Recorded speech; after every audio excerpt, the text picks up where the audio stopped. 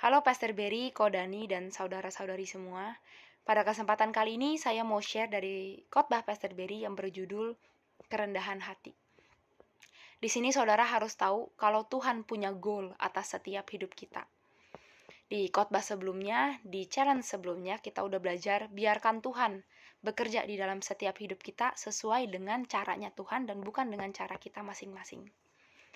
Dan di sini kita juga harus belajar seperti apa kita harus punya pemahaman seperti apa cara kerja kerajaan Allah. Di sini Pastor Berry jelasin dari perumpamaan tentang biji sesawi.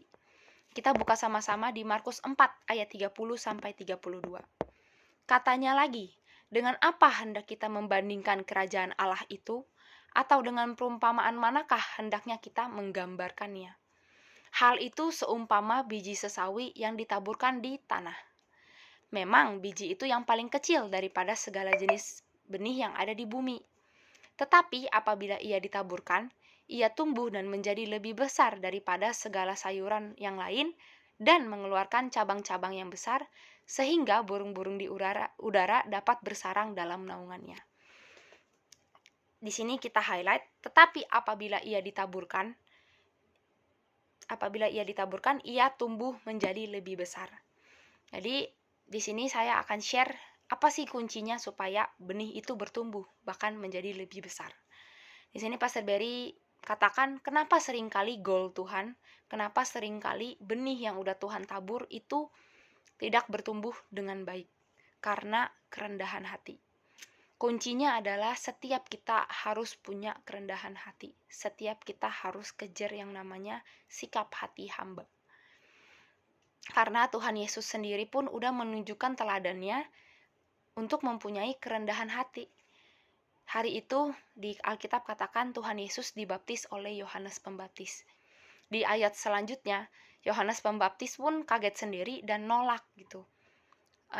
Nolaknya itu dalam arti harusnya terbalik gitu. Harusnya Tuhan Yesus yang baptis saya. Ini kenapa malah jadi saya yang baptis Tuhan Yesus? Di kejadian ini, di peristiwa ini, Tuhan Yesus menunjukkan kerendahan hatinya dan Tuhan Yesus menunjukkan bagaimana Tuhan Yesus submit di bawah Yohanes Pembaptis. Sebelum goal itu tercapai, tadi saya ada katakan Tuhan punya goal di dalam setiap hidup kita. Goalnya itu apa sih?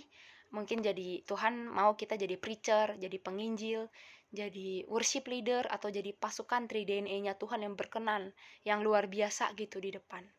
Nah, sebelum goal ini tercapai, kita harus masuk ke fase kerendahan hati.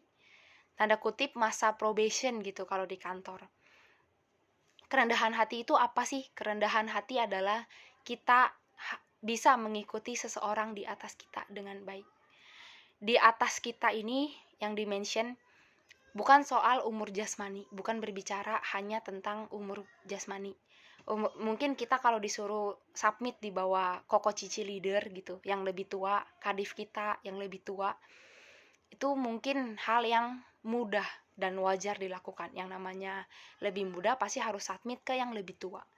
Tetapi bagaimana dengan orang-orang yang lebih muda umurnya dibanding kita, tetapi dia udah lebih dewasa rohani, tanda kutip udah punya dewasa rohani dibanding kita. Tadi di perumpamaan biji sesawi dikatakan, memang waktu biji ini ditaburkan, biji ini yang paling kecil dibanding tanaman yang lain. Pastor Berry katakan, artinya kecil ini kita masih bayi rohani. Bukan bayi secara fisik, bayi rohani. Nah, maukah setiap kita submit di bawah orang yang lebih muda dari kita, tapi tanda kutip dia udah dewasa rohani, udah lebih paham, udah lebih udah menangkap urapan Tuhan.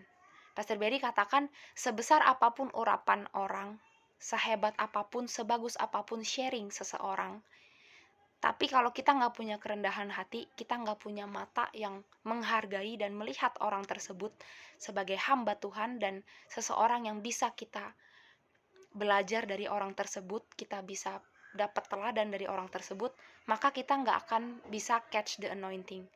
Kita nggak akan bisa menerima yang terbaik dari orang itu. Sedangkan Tuhan Yesus bisa menyalurkan, Tuhan Yesus bisa mengalirkan urapannya melalui siapapun. Nggak berbicara tentang umur. Jadi, maukah setiap kita punya kerendahan hati itu? Dan waktu kita punya pemahaman yang benar tentang kerendahan hati ini, waktu kita punya pengertian yang benar, maka kerendahan hati ini udah bukan sesuatu yang sulit, udah bukan sesuatu yang kayaknya susah gitu buat kita jalanin. Apa pemahaman yang harus kita punya? Di sini Pastor Berry katakan, saat kita punya kerendahan hati, di saat itu kita sedang dibawa naik oleh Tuhan. Jadi tadi kuncinya tuh yang di Markus 4, tetapi apabila ia ditaburkan, ia tumbuh menjadi lebih besar. Jadi waktu ditaburkan dan kita punya kerendahan hati, maka kita dibawa naik sama Tuhan. Jadi kunci semuanya itu bertumbuh adalah kita punya kerendahan hati. Waktu mungkin kita dikoreksi, waktu mungkin kita submit di bawah orang yang lebih muda dibanding kita, itu artinya kita sedang dibawa naik oleh Tuhan. Waktu kita punya sikap hati hamba, waktu kita punya kerendahan hati, artinya Tuhan sedang membawa kita naik. Tuhan punya rencana, goal di dalam setiap hidup kita, tapi nggak bisa instan.